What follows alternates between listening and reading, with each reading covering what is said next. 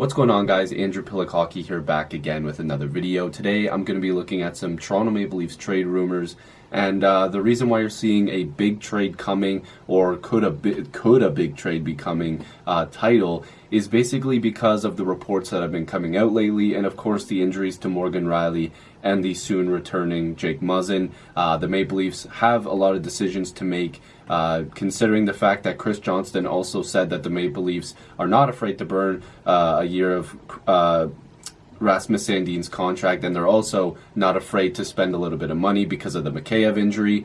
The Leafs could be doing something. Now, the reason why I wanted to bring up those couple points first is because of the Mikheyev injury, he's not going to be seeing the Maple Leafs roster for quite some time. Maybe he might even be done for the season, considering they're saying he might not even be ready for the playoffs, depending on how the recovery goes. The Maple Leafs have a way to get around that money. Brandon Pridham can use, like, I believe it's like $3 to $4 million, without having to, in a trade, send money the other way. They could just acquire a player that could cost $3 to $4 million in exchange for picks and prospects and stuff like that. But I would imagine the Leafs will have costs going the other way, because I think they would only be making a sizable move at this point. Nothing crazy, but like a big trade, considering what they would be bringing the other way, hopefully, and potentially what could be going the other way.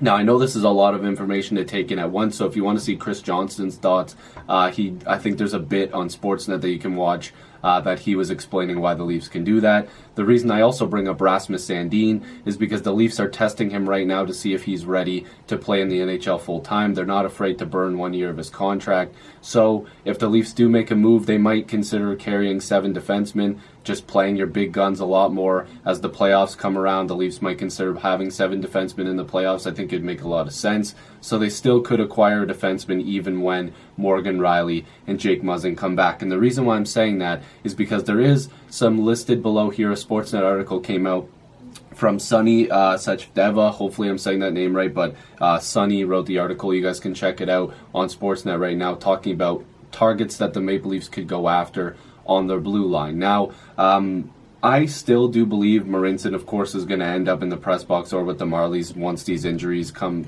the injured players come back, like Rielly and Muzzin. We all know that.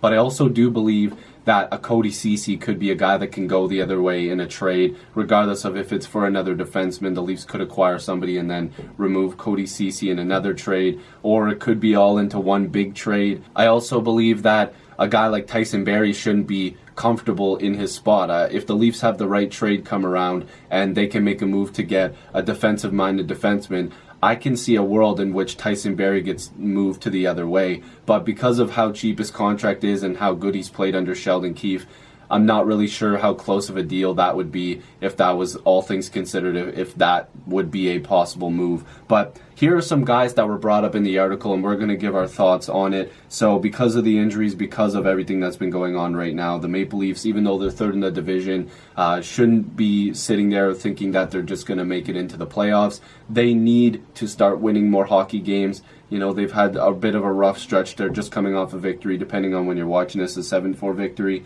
But right now, they're just injury-riddled, and they have guys who have never played top minutes playing top minutes. They need to go out there and look for another guy, possibly. So let's look at some names. The first two that were brought up were from the Calgary Flames, and that's TJ Brodie or Travis Hamonic. Now, both of these guys can play both sides of the ice and put up some points. I feel like Brodie would be a significant addition to this team. Same thing with Hamonic, but Brodie would probably be a pretty big one. Now, Calgary is also in a spot where they might want to be adding, and they have a strength on their blue line that they may be able to get rid of a defenseman in return for a scoring forward. So some pieces that were discussed are guys like Kasperi Kapanen plus a Bracco, or maybe Kapanen plus a pick, or maybe a mix of something. Maybe a defenseman goes the other way, a cheaper defenseman. But I don't believe that this is something that the Leafs would consider unless they really feel like they're going for it, which I would hope they are. But Brodie's not like a blockbuster all-star type of deal, but I do believe that, considering what the Leafs need, it would almost be like a blockbuster, because he would be bringing in that defensive style of game. He can chew up a lot of minutes. Same thing with Hamonic. And like I said, they can both put up points. But it would be a tough trade, considering the fact that even in this article, but it's common sense knowledge, that we all know that Nazem Kadri turned down a trade to the Calgary Flames, and that was what the Flames were looking for in return for Brody. And Kadri is a former, multi-time 30-goal scorer, so the Flames wouldn't be looking for just, a prospect to pick. They want somebody that can come in and make an impact. So any trade that the Maple Leafs would make with Calgary would have to be for an impact-style player. So probably a Kapanen. I don't think they would go for a Kerfoot or a Janssen, even though they're both pretty talented players. I think Kapanen would more than likely be the guy that would center a deal for a defenseman of a decent caliber, or a good caliber defenseman. So talks would have to start there. The Leafs have a surplus of forwards, so that would be something where it starts. I'm not saying that would be the trade. That would be where the conversation would start for somebody like that. Another one that's been brought up that's actually, these two teams have been linked is the Toronto Maple Leafs with the San Jose Sharks because of Brendan Dillon. Now, Brendan Dillon is a physical style defenseman. He would obviously bring that defensive and physical style that the Leafs need. They only have a guy like Jake Muzzin currently who at least can play a physical game when he's not injured. Of course, right now we know he's injured, but Elliot Friedman brought it up in 31 Thoughts that because he's in his final year of his deal, the Sharks, who are not playing very well, could consider doing this. Now, according to The Athletic's Kevin Kurtz, a second-round pick and a prospect could get this deal done. So maybe Jeremy Bracco plus a pick, and that's not what I'm just saying. I know that's like a meme, but it says from The Athletic that Bracco would be a guy that would center it because, that's a pretty good prospect plus a pick, maybe a second-round pick would make a lot of sense. I know it is a meme, the Bracco, the former trade was Bracco Nielsen in a second was the meme, but Bracco in a second in this trade would probably make a lot of sense.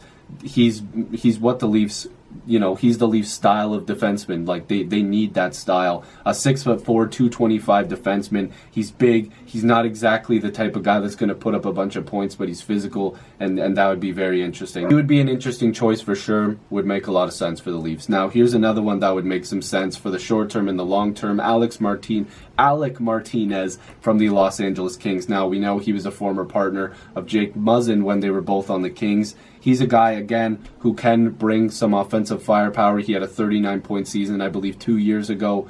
And, he's also a two-way type of guy. He can chew up minutes, over 20 minutes a night. And I believe he's at $4 million right now for this year and next year. So the Leafs would get a guy that can also fill a spot for next year. So if you're worried about losing, Muzzin plus Barry plus whoever else, you have a guy that can go and play there, a little bit of a veteran presence, can chew up minutes, and he's got a lot of playoff experience. I think that an Alec Martinez or Brendan Dillon, it would be a super smart move for the Leafs right now. It won't cost you breaking the bank, but both of those guys can come in and play significant minutes, be a little physical, play two ways, good defensively. And, kind of like how I was thinking with David Savard from Columbus, and I'll get to that probably in another trade video, but Columbus is playing pretty good right now, and they need him. So I don't think that they're going to make that type of trade. These next few defensemen I don't believe are trades that make a lot of sense. This is the Colorado Avalanche, Nikita Zadorov and Ian Cole. Both of these guys are really depth-style defensemen. I don't think the Leafs want to make a deal like this unless they make a counter move to send money that way, like if it was like Cody Ceci. The Avalanche have a ton of money available, but they also don't need to spend it on taking on a bad contract. They want to go and win the Stanley Cup this year. Zadorov and Ian Cole are playing like bottom pairing minutes, so sure, it might be a slight upgrade for the Maple Leafs, but I think the Leafs are focused on adding a guy that can play in their top four, chew up a bunch of minutes, and actually play the physical style of game that they want. I don't believe Zadorov and Ian Cole fit that bill, but it's interesting to see them on this list. The last guy on this list is Zach Bogosian from the Buffalo Sabres. We've heard that he's wanted a trade out of there. The Sabres have worked on that. It's been back and forth, kind of with rumors of him being in the rumor mill then not being in it. But again, this is the type of guy that I don't believe fits the Leafs type of salary structure specifically because he has right now a $5.14 million deal. If they retain some salary, sure, it would make a lot of sense, but why would the Sabres and Leafs want to make a deal right now? And the salary structure of his contract just doesn't make a lot of sense. So if you're asking me the names that I think make a ton of sense for the Leafs to go after, it's probably a guy like Brendan Dillon. That would be probably the number one, or an Alec Martinez. Both of those two make a ton of sense to me. I will be adding more rumor videos, not just for the Leafs, but for the entire NHL as we get closer to the trade deadline in February. I believe it's the 23rd, February 23rd. Correct me if I'm wrong, guys, but a lot of big moves could be coming. And just because, you know, Muzzin coming back and Sandin coming up doesn't mean the Leafs have to shy away from making a move. If the Leafs really do believe that they should go with the 7 defensemen, hopefully move out Ceci and bring in a guy that can play a better defensive style game, maybe they'll do that. I don't believe they want to go into the playoffs utilizing Sandin and Liljegren unless they blow it out of the ballpark here. Liljegren has yet to even play an NHL regular season game, so we'll have to see what happens there. Anyways, I'm really excited to see what they do next, but if you're new to this channel, make sure to subscribe. I'd really appreciate it. Join the squad. Let's get to 7,000 subscribers, and hopefully I'll see you in the next video or stream. Peace.